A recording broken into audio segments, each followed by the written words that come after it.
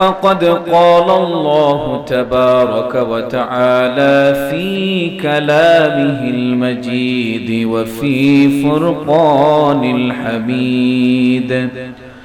أعوذ بالله من الشيطان الرجيم. بسم الله الرحمن الرحيم. قل إن كنتم تحبون الله فاتبعوني يحببكم الله. صدق الله العظيم. وقال النبي صلى الله عليه وسلم: كل أمتي يدخلون الجنة إلا من أبى. قالوا يا رسول الله ومن يأبى؟ قال من أطاعني دخل الجنة ومن عصاني فقد أبى. رواه البخاري أو كما قال عليه الصلاة والسلام. وقال تعالى في شان حبيبه ومحبوبه مخبرا وآمرا: إن الله وملائكته يصلون على النبي يا أيها الذين آمنوا صلوا عليه وسلموا تسليما. জবান কে খুলে দিয়ে নূর নবীজির মহব্বতে দরদ মাখা কণ্ঠে সবাই পড়ুন: আল্লাহুম্মা সাল্লি আলা سيدنا مولانا محمد وعلى آل سيدنا مولانا. मेरा दिल तड़प रहा है, मेरा जल रहा है सीना, ये दावा वही मिलेगी मुझे ले चलो मदीना.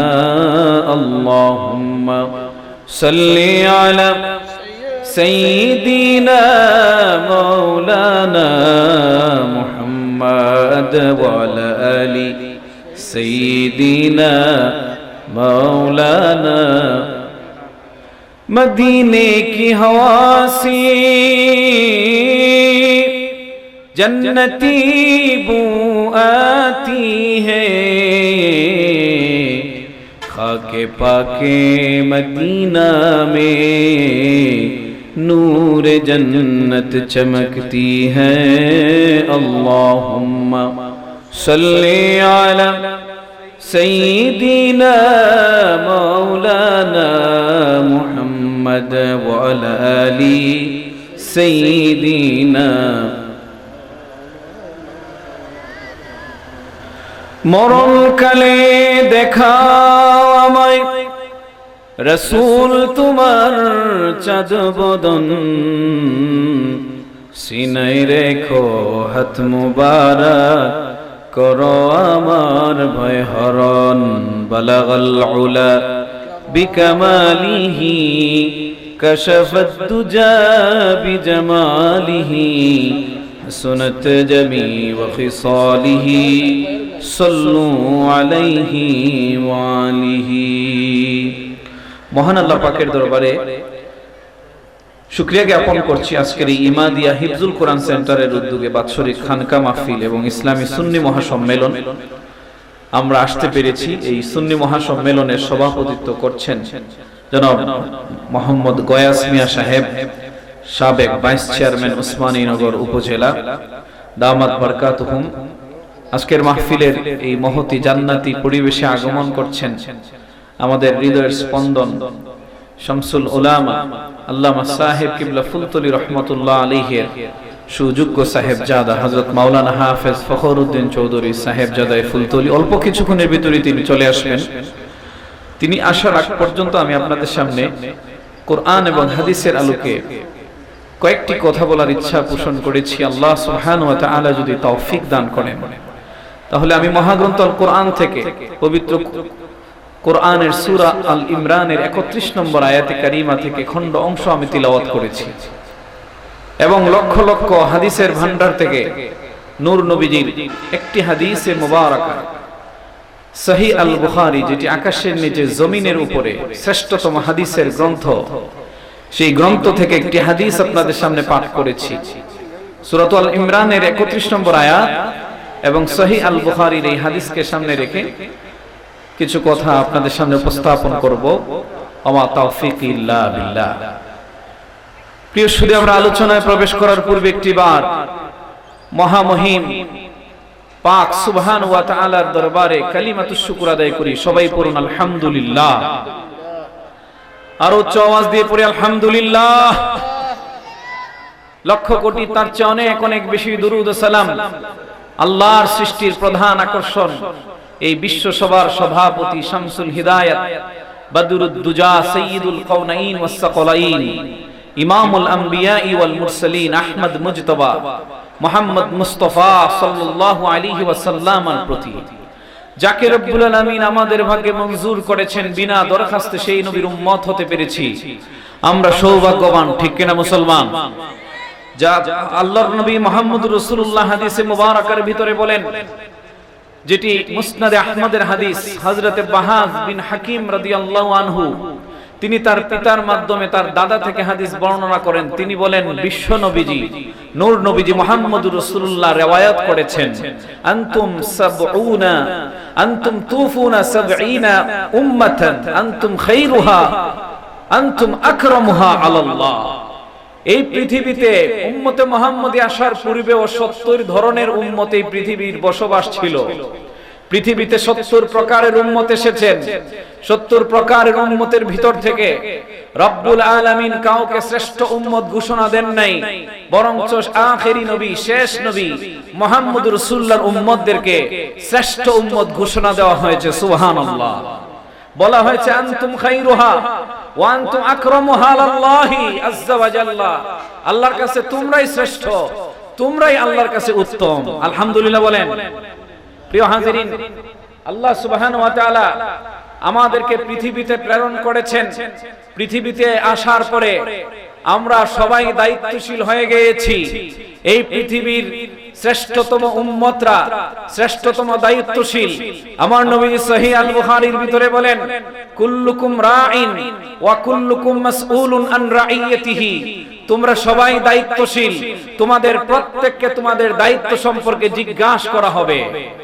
প্রিয় হাজিরিন, এই জন্য এই জীবনটা আমরা আল্লাহ তাআলার কাছ থেকে পেয়েছি এবং আল্লাহ আমাদের জীবন আবার নিভিয়ে দিবেন মৃত্যুর মাধ্যমে।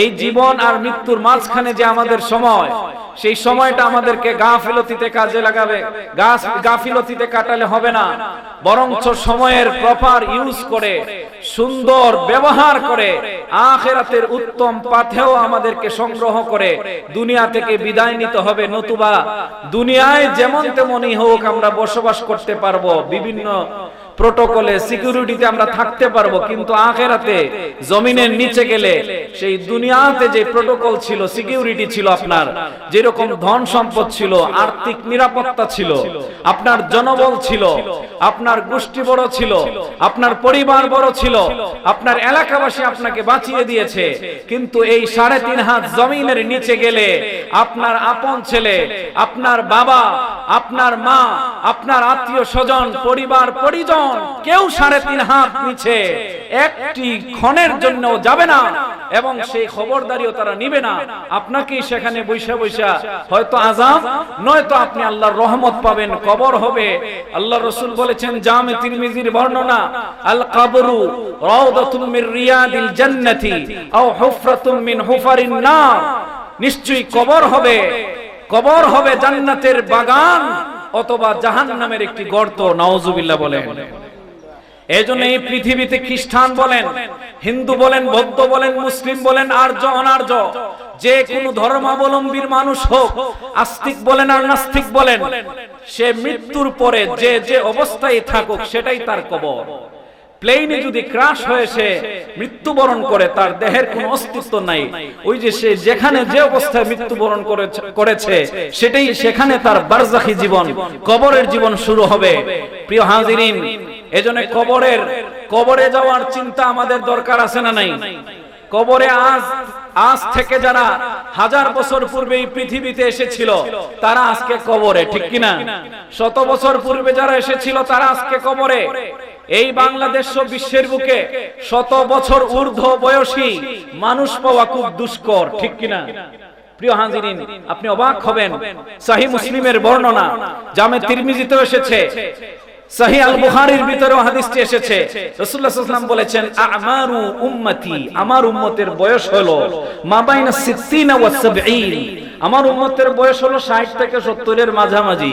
খুব কম উম্মত, আকাল্লুহা, এই খুব কম উম্মত 60 এবং 70 বছরটা ক্রস করতে পারে, অর্থাৎ 80 বছর, 90 বছর, 100 বছর বাঁচার চিন্তা খুব কম উম্মতের সৌভাগ্যে জুটে, ঠিক কিনা বলেন? এর পূর্বেই শেষ, এর পূর্বেই 60 গেলেই জয়েন্টে ব্যথা আছে না নাই? প্রিয় হাজিরিন, 70 যাওয়ার কোনো গ্যারান্টি কেউ দিতে পারে না, 80 তো ইম্পসিবল। প্রিয় হাজিরিন, 90 এটা খুবই রেয়ার। এজন্য আমরা আমাদেরকে যেই হায়াত দেওয়া হয়েছে আমরা সেটা জানি না কত বছরে শেষ। সেই হায়াতের জিন্দেগিতে এই জীবনে যদি আমরা কোরআন এবং সুন্নাহর ভিত্তিতে আল্লাহর নবীজির আদর্শে যদি নিজেকে সাজাতে না পারি, তাহলে আমাদের চাইতে ব্যর্থ মানুষ এই পৃথিবীতে আর একটাও থাকবে।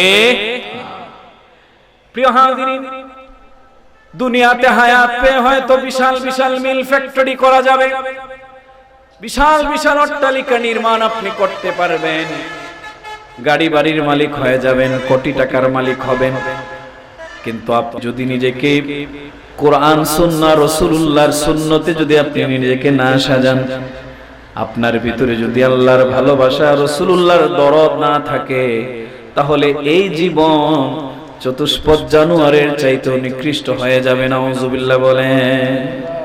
প্রিয় হাজিরিন, আমাদের দেশটাতে, এই বাংলাদেশে ওয়াজ বেড়েছে না কমেছে বলেন তো? বেড়েছে। আমাদের দেশে মসজিদ কমেছে না বেড়েছে? বেড়েছে। আচ্ছা, নামাজি মুসল্লিদের সংখ্যা কমছে না বাড়ছে? নামাজি মুসল্লিদের সংখ্যা কমে গেছে। ওয়াজ হয় সব জায়গায়, কিন্তু হেদায়াত কয়জনের ভাগ্যে আছে? হেদায়াত মানুষ আসতে চাচ্ছে না। তার কারণ হলো একটাই, প্রিয় হাজিরিন, সে এই দুনিয়াকে প্রাধান্য দিচ্ছে, দুনিয়াকে প্রাধান্য দিচ্ছে, এই দুনিয়া কিন্তু তাকে প্রাধান্য দিচ্ছে না। আমরা যদিও দুনিয়াকে প্রাধান্য দেই, আমাদের দুনিয়া কিন্তু আমাদেরকে গ্রহণ করবে না, দুনিয়া থেকে আমাদেরকে বিদায় নিতে হবে। আমাদের মাহফিলের মুহতারাম সম্মানিত প্রধান অতিথি মহোদয় চলে আসছেন, আমি আর কথা বাড়াচ্ছি না, সবাই আমার জন্য দোয়া করবেন, ভালো থাকবেন, সুস্থ থাকবেন। আসসালামু আলাইকুম ওয়া রাহমাতুল্লাহ।